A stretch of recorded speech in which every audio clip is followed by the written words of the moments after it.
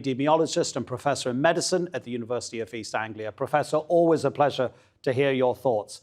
Denmark has become the first EU country to remove every single COVID-19 restriction. The UK, it's also lifted, well, let's talk about England, I suppose, but England is the country that's leading the way in terms of British nations that are lifting restrictions. Is it too soon? This is a really difficult issue because, to a certain extent, if we continue with restrictions, we're not ultimately preventing infections, we're delaying them.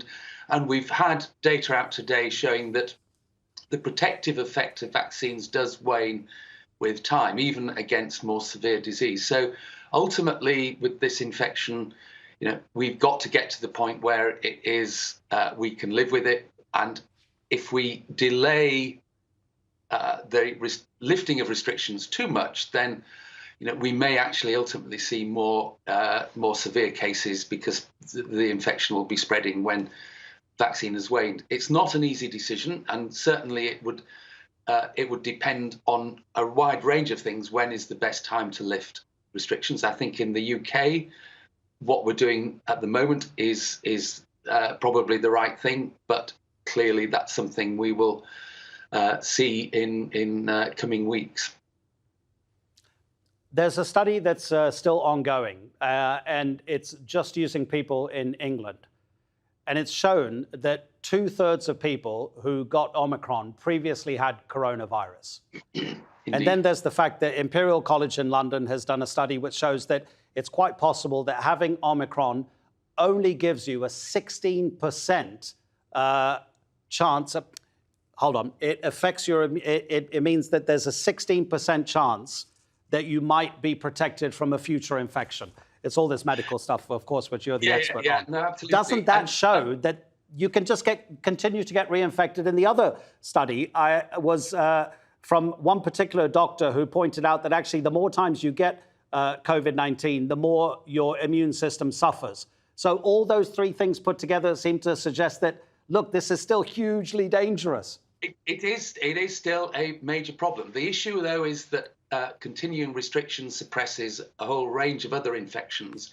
And ultimately, how sick we get with infections like influenza, like even with the common cold, depends in part on the degree of immunity. And we're seeing already with other infections getting more severe because we've not had them for 2 or 3 years. And we've seen that in this country with colds that people have been commenting on as far more severe than normal. It's not an easy decision. At some point, we have to go back to normal. COVID, the virus, is here to stay. And it is our grandchildren's grandchildren will be getting infected with this virus. And how we actually get to the point that we can live with it without the severe disease that we're seeing at the moment is not straightforward. If we keep the restrictions on with nothing else happening, we will ultimately lose a lot of the protection that we've got from the vaccines before we start getting exposed again. But whatever we do isn't guaranteed to give us give us an easy return to normality. I don't think that is an option for us, sadly. How do we best protect children? Children in Russia, cases are rising there. Same in Denmark. A record number of children in the UK are in hospital with COVID-19. The other day, more than 400,000 children in the UK were off sick from school with COVID-19. And there are at least 8 studies that I've seen that show that adolescents who are vaccinated are far, far less likely to die. But that myth, is it now not considered to be a myth that COVID-19 is mild for children? COVID-19 is milder in children than in any other age group. Clearly, there are some children that get severe disease, and primarily if they have other medical conditions, and these children should be offered vaccine, and indeed they are being offered vaccine.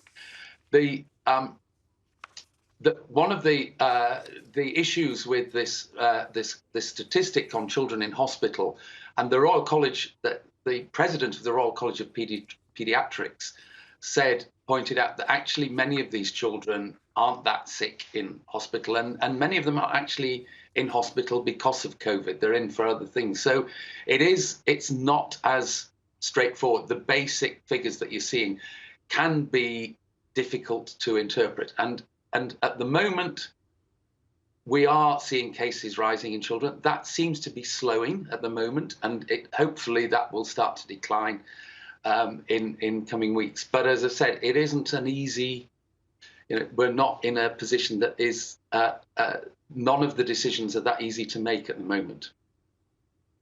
Professor Paul Hunter, as I said, always appreciated. Thank you so much indeed for trying to explain those hugely complicated for almost all of us issues that we face living with this virus. Indeed.